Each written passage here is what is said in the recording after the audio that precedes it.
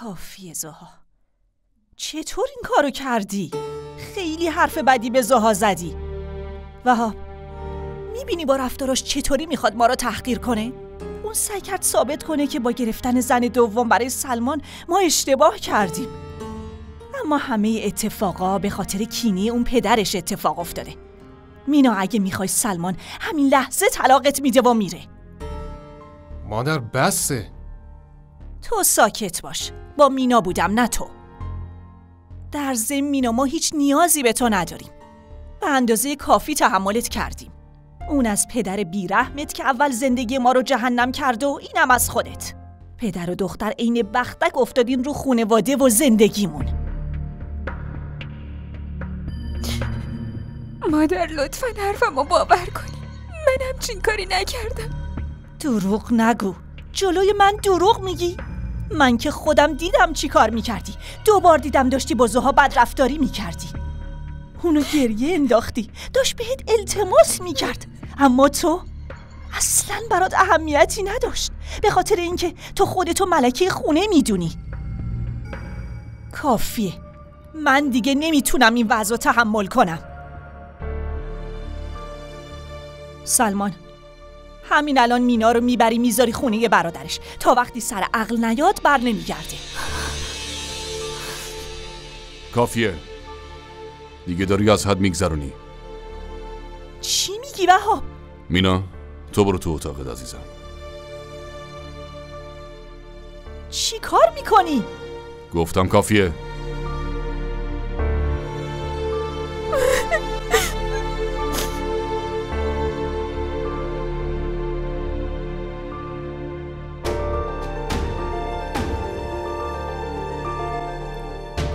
خودم ترتیب مینا رو میدم. مینا ازش حمایت میکنن.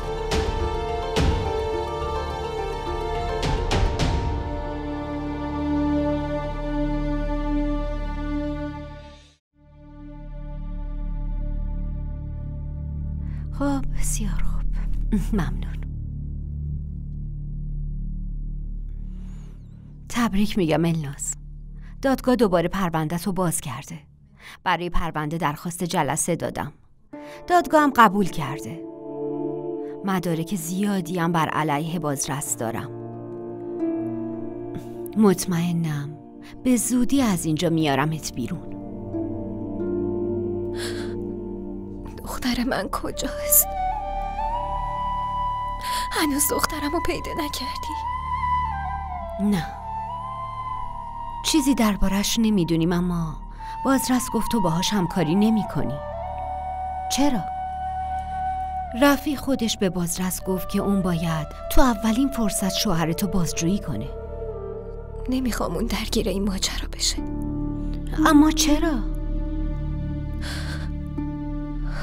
اون آدم و دختر منو نمیخواد.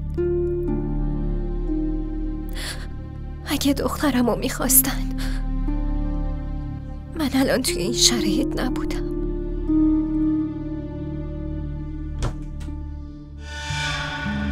شما اینجایید؟ راستش رد می شدم و گفتم بیام ببینم حال اون چطوره. از خودم بپرس. خودم بهت میگم. توی چشام نگاه کن و حالمو بپرس. الان هوش و حواسم سر جاشه. این اصلا برای تو خوب نیست. میخوام کاراتو افشا کنم. فهمیدی؟ میخوای بدونی که کی دختر منو دزدیده؟ همین آدم. اون دزدیدتش. دختر من کجاست؟ اونو کجا بردی؟ اونو کشتی؟ بهت بگو. آروم باش. میدونم که میدونی کجا. آروم باش. زود باش بهت بگو. داره فرار میکنه. جلوشو بگیری. تو رو خدا جلوشو بگیری. اون دخترمو دزدیده. بگیریدش. اون قاتل دخترمه. چرا هیچکی حرفمو باور نمیکنه؟ لطفاً وایسید آقا محمود. این حقیقت داره؟ چی حقیقت داره؟ میدونین که اون دختر دیوونه است. اون دیوونه نیست. درمانش کامل شده و الان حالش کاملا خوبه. الناز عروس شماست، درسته؟ آره.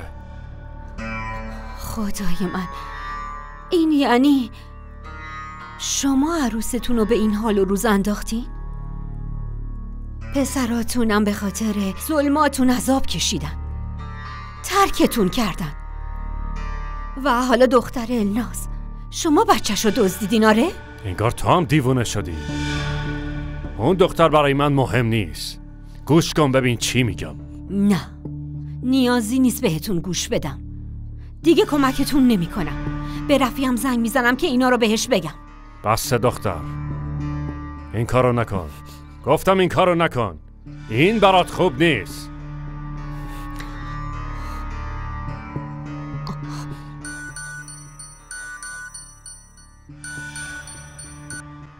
الو؟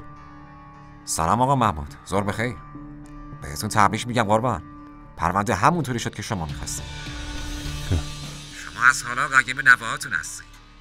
پسراتون دیگه نمیتونن کاری علیه شما انجام بدن. بیا با هم سر حرف بزن. داشت شماره تو رو میگرفت، حالا میتونی باهاش حرف بزن.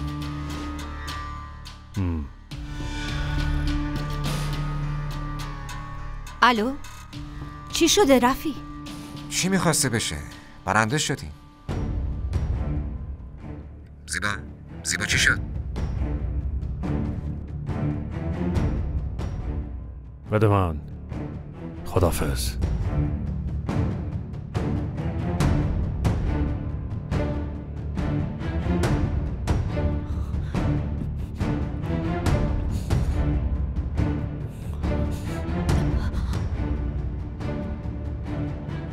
من یه اشتباه بزرگ دیگه کردم رفی. من حس بدی با آقا محمود داشتم و حدس می‌زدم که مرد خوبی نیست. اینم یه بار بهت گفتم رفی. اما الان نمیتونیم کاری کنیم. میتونیم. من تو رو مجبور کردم یه اشتباهی انجام بدی. خودم هم درستش میکنم. بهت قول میدم که عدالت رو براش اجرا کنم. میتونی به پلیس بگی برای آدمربایی از محمود احمد بازجویی کنن. شک الناز اشتباه نیست. خواهش میکنم.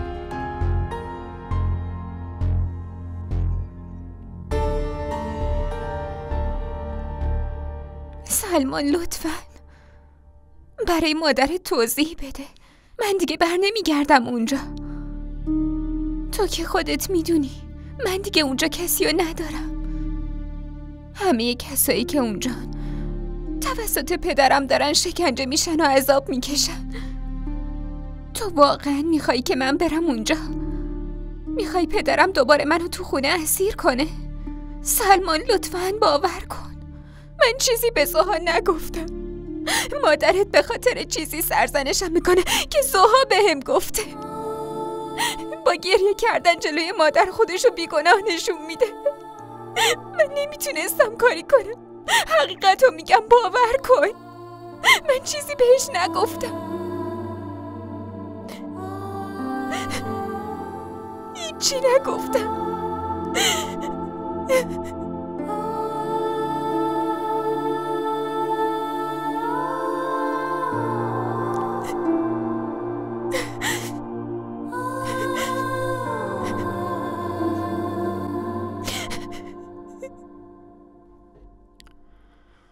اینجور تصمیما رو نمیشه عجولانه گرفت سمیرا جان. باید با همدیگه مشورت کنیم. چی شده سلمان؟ چرا جمع کردن وسایلش اینقدر طول کشید؟ مینا جایی نمیره. اون همینجا تو همین خونه میمونه.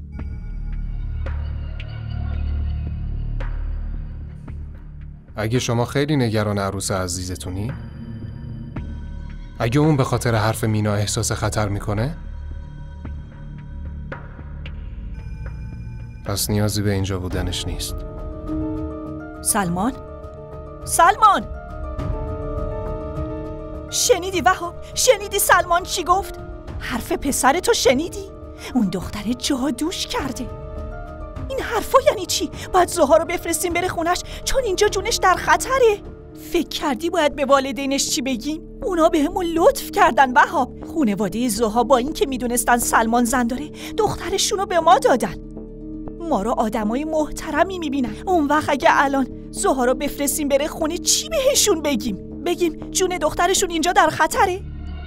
اگه بذارم زها تو این خونه بمونه با ظلم و کینه مینا باید سر کنه. من نمیتونم تحمل کنم. چرا ساکتی؟ چرا هیچی نمیگی؟ چون همه اینا تقصیر توه. تو ما رو به این حال و روز انداختی. اون دختره تو رو هم جادو کرده.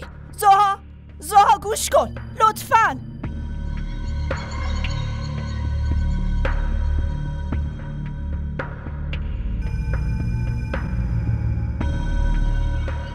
چی داری میگی آقا رفی؟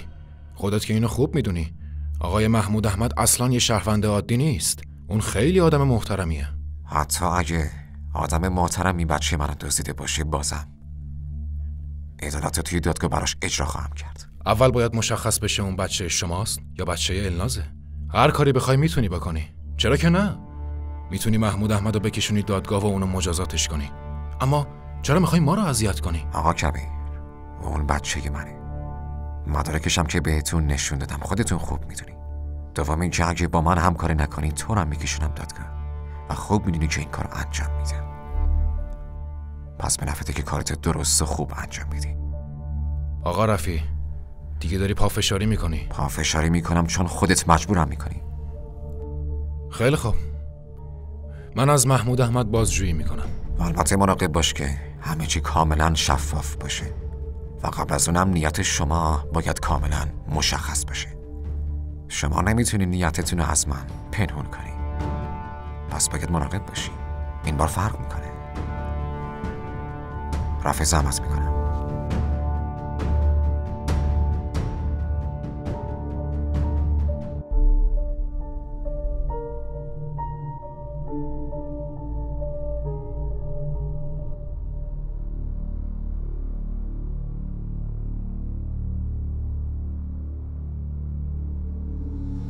دیگه وقت تموم آفاق. ازت خواستم قبل از تموم شدن پرونده تصمیم بگیری. حکم دادگاه به نفع من شده.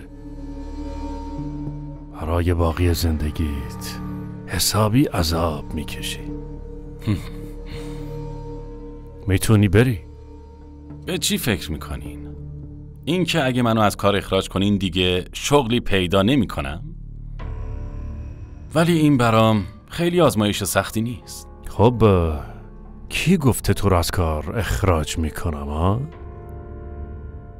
چرا فکر کردی میخوام اینجوری آزمایشت کنم؟ برو و فردا بیا سر کار.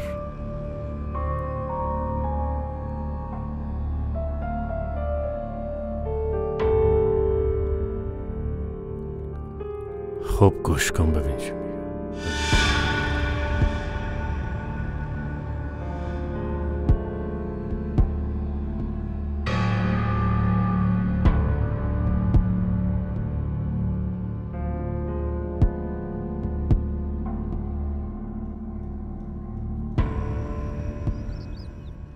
پدر جان، منو صدا کردین؟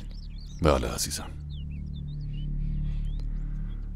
من میدونم حقیقت چیه مینا جان.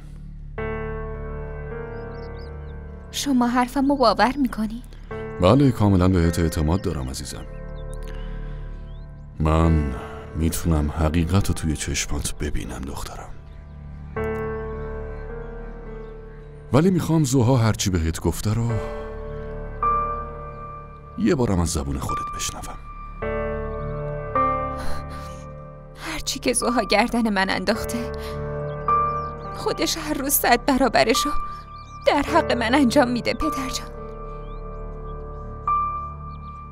حتی زها روی من دست بلند کرده. به سلمانم گفتم اما فکر کرد چون زن اولشم از روی حسادت دارم این حرفو بهش میزنم.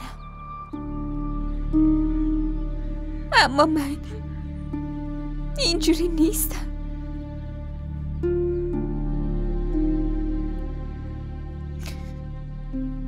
زوها حتی تهدید کرد منو میکشه. اینم به سلمان گفتم. بعد یه روز زوها بهم گفت که باید از سلمان طلاق بگیرم، اما اینو به سلمان نگفتم. نه به خاطر اینکه سلمان بهم اصلا اعتماد نداره. میدونم اون دوستم داره پدر، خیلی هم دوستم داره، اما اون فریب خورده. زوها حتی مادرم فریب داده. پدر جان، لطفاً منو نجات بدی. لطفاً پدر منو نجات بدی. آروم باش عزیزم، همه چی درست میشه عزیزم.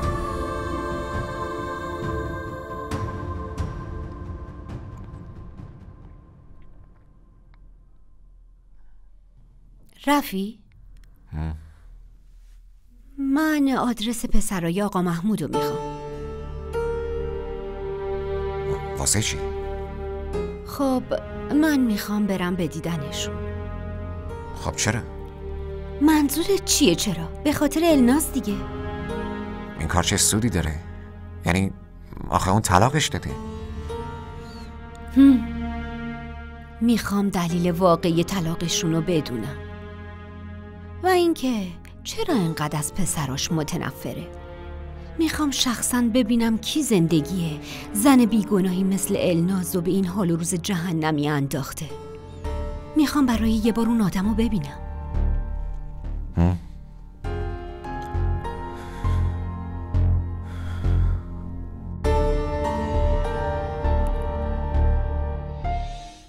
من خیلی نگرانم.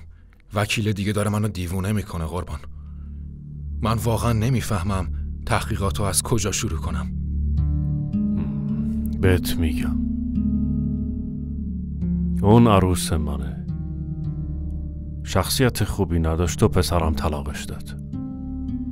والدینش هم قبولش نکردن و آواره خیابونا شد. بچه‌شم که دزدیدن.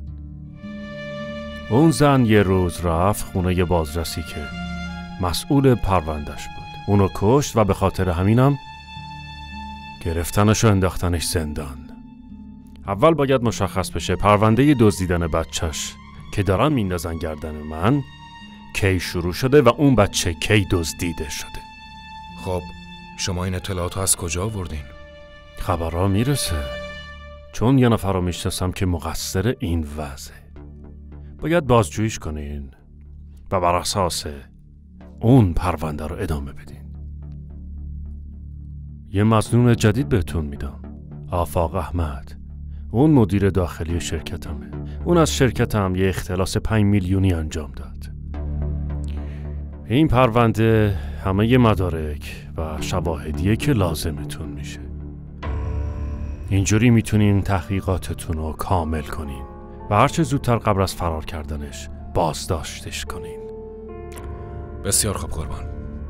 خدا نگهدار. خداحافظ.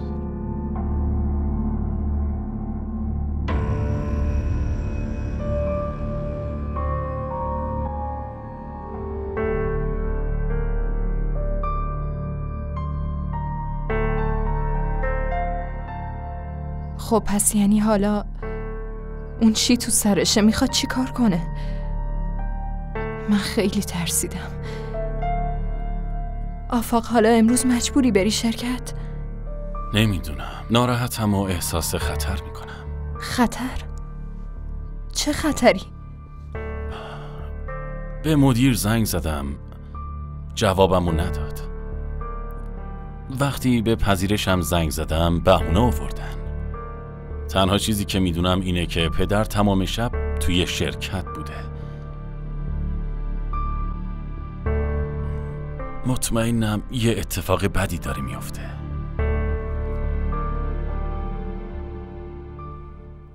قربان، یه آقای اومده باهاتون کار داره، میگه وکیله.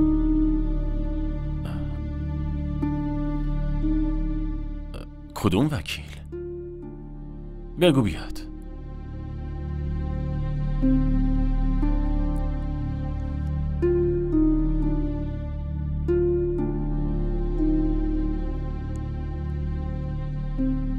سلام علیکم. علیکم السلام. میخوام آقا آفاقو ببینم. بفرمایید. من آفاقم. من زیبا احمد هستم، همسر رفیع احمد که وکیله. بله بفرمایید بفرمایید.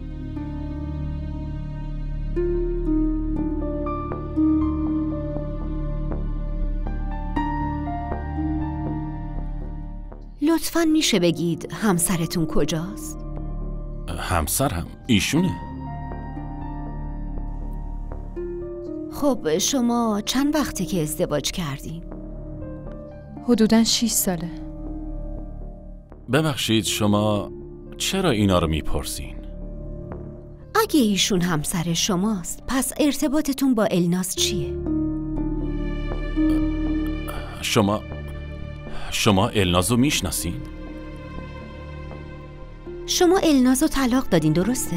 تو رو خدا بهم بگین خانم، شما میدونین الناز الان کجاست؟ چرا میخواین اینو بدونین؟ شما که النازو طلاق دادین. فقط یه بار طلاقش دادم و اشتباه بزرگی هم کردم. لطفاً گوش کنین. اگه میدونین الناز کجاست بهم بگین. این یعنی الناز هنوزم همسر شماست؟ بله. لطفاً ما رو ببرین پیشش، خواهش میکنم ببرینمون پیشش، خواهش میکنم خیلی لطف بزرگی بهمون میکنین.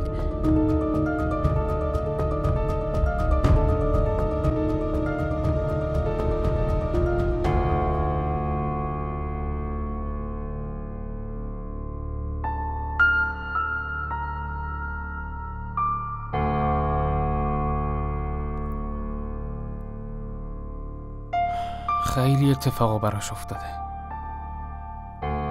دخترش دزدیده شده، یه بازرس آزارش داده، همون بازرس رو کشته، حکم حبس ابد گرفته، عقلش رو از دست داده، دخترش رو پس گرفته، بعد باز دوباره دخترش رو گم کرده. این همه بلا سرش اومده، فهمیده حق با خودشه. ما لیاقت بخشش اونو نداریم. آفاق قبول کن خیلی اشتباه کردی، تو هم مقصری.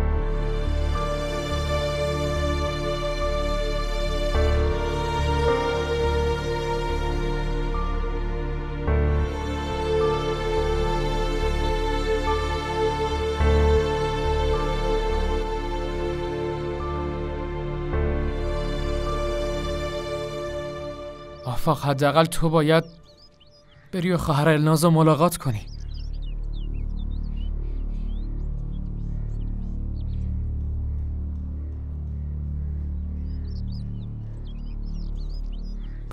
پلیس؟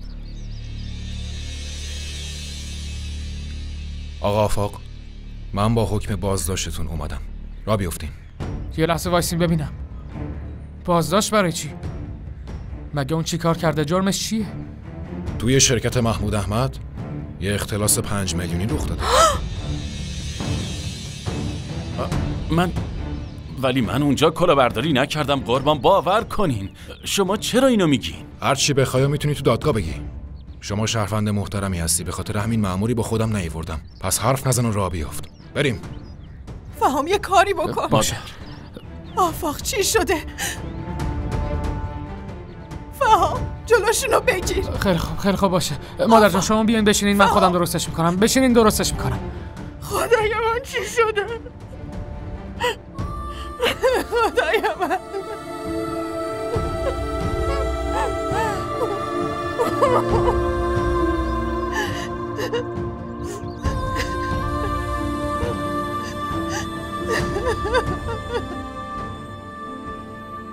تو چرا اصلا متوجه نیستی؟ باشه کافیه.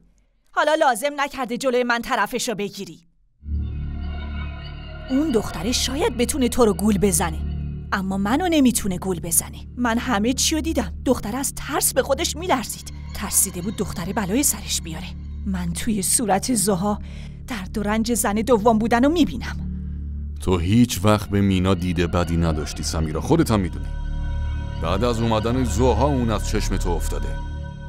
گوش کن، اصلا نمیخوام نظر تو رو تغییر بدم، پس لازم نکرده جلوی من طرفداریشو بکنی. من باید برم خرید، فقط چند روز به عروسی خواهرزادم مونده، هنوز هیچی هم برای خودم نخریدم.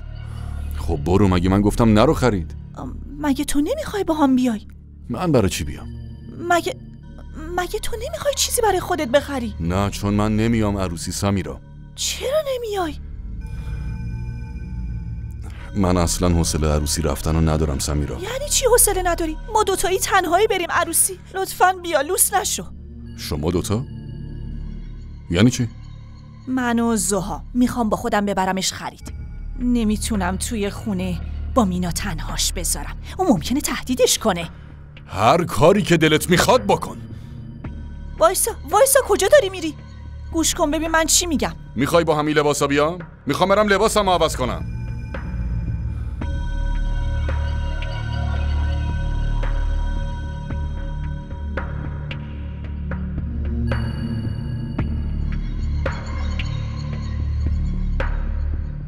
زها، کاری کردی که پسرمو به خاطر پرونده کلاهبرداری دستگیر کردن. محمود احمد، تو انسان نیستی، تو حیوانی. بارها بهم طعنه زدی که من یه حیوانم. لازم نیست دوباره این کارو کنی. آره تو یه حیوانی، تو یه ماری. آتش غرور تو اینجوری خاموش میکنی، مثل یه ماری که بچه‌هاشو میخوره. میفهمی؟ دیگه داری زیادی حرف میزنی زن. یادت باشه باید تحقیرت کنم تا به پام بیافتی. اون روز تصمیم گرفتم به خاطر خیلی چیزا ازت انتقام بگیرم. گوش کن محمود احمد، یه روز حتما میام پیشت، اما نه برای اینکه توی زندانت زندگی کنم. میام چهره واقعی تو به همه آدما نشون بدم.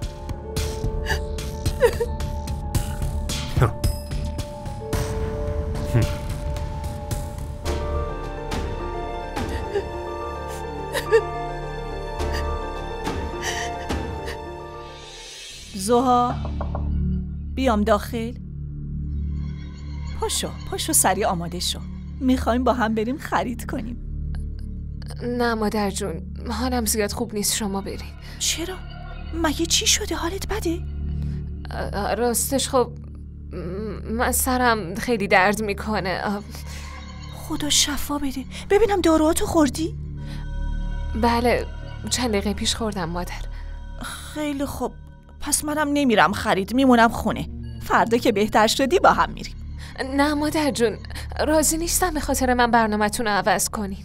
نه زها، اصلا نمیتونم توی خونه تنهات بذارم و برم. ممکنه باز مینا باهات بدرفتاری کنه. نه منم نمیرم خرید. مادر اگه مجبورم اینجوری زندگی کنم، به نظرتون بهتر نیست خواسته مینا رو قبول کنم و از این خونه برم؟ نه زها، اصلا فکرشم نکن. مادر شما برو، نگران نباش، من در از داخل قفل میکنم. خیلی خوب، اگه تو میخوای پس میرم، اما باید حتما در اتاق از داخل قفل کنی. اگه مینا خواست بیاد داخل همون موقع به هم زنگ میزنی، باشه؟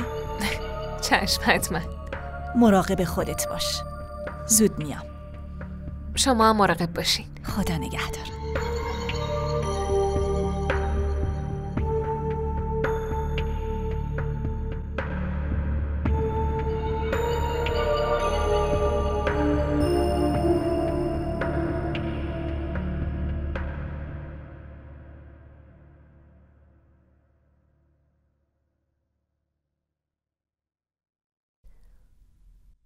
ولید، بیا اینجا.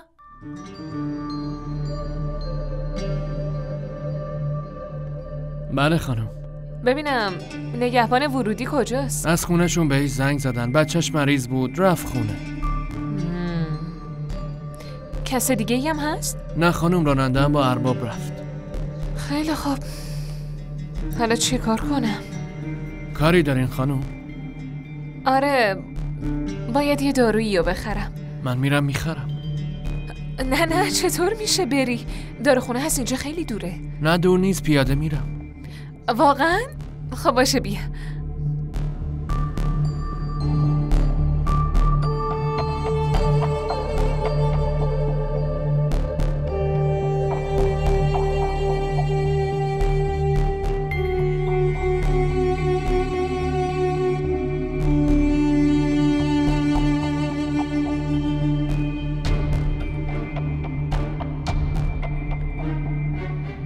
اگه یه نفر از این ارتفاع بیفته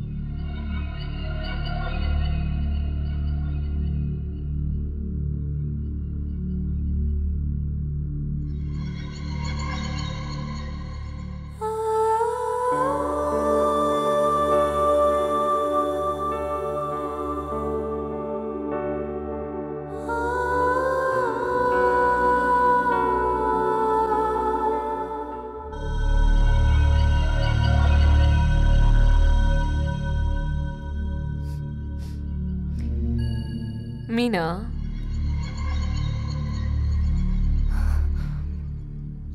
چی میخوای؟ بهت گفتم یا از این خونه میری یا باید از این دنیا بری، اما انگار حرفمو به شوخی گرفتی. نکنه حرفمو فراموش کردی؟ ولی من فراموش نکردم که گفتم یا از این خونه میری یا میکشمت. حالا تماشا کن، میبینی باهات چی کار میکنم.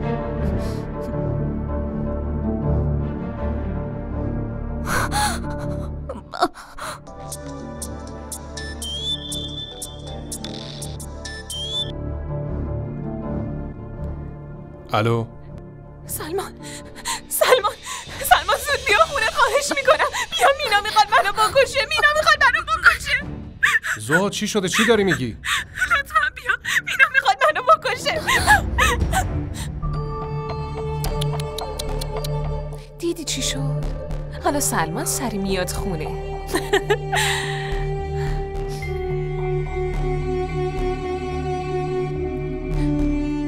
الو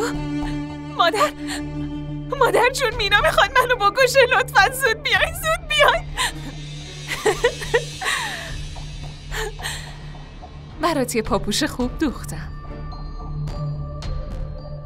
حتی اگه تو رو الان بکشمم کسی به من شک نمیکنه. این ویدیو رو لایک کنید، کانالمون رو سابسکرایب کنید تا از سریال های جدیدمون هم آگاه باشید.